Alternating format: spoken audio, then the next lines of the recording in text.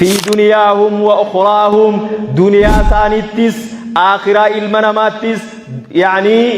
بدعا خيرين قبض خاتمان سيام توردوبا فيجب على كل مسلم خناف نما إسلام الردر قمتها نمني إسلام بينا الشوكبا أن يدرك خطورة البدع ركو في حلاق بدعا قبضه بجون نما إسلام الرجر دوبا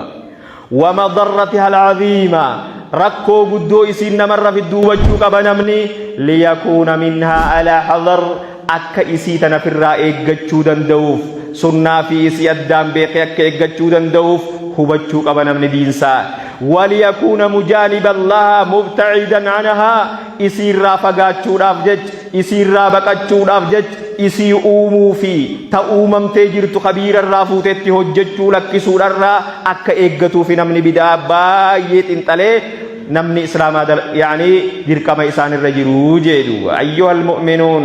يا قبرت الربي فمن أخطار البدع وأضرارها مصيبة في غاغا من سبيد أنقب درا لالي أنها موجبة لرد العمل نمني هندي دلقا إسا وني دلقوف إسلام جئي وني هجي هجتو هجين ساتر آخرا أكا إسا فيدوف درارا بدع أنقب درا لالي قد فقينيانو بدو بدعا وني سيف الرائقون بأكا سلبسيف موجبة لرد العمل دلقاءات آخران فيد جتة دليدتنا هند أكا رب فولان سرو قوتي بدعان وعدم قبولها أكا هجين سران كيبال من قوتي مهما كثر العمل وتعدد وكبر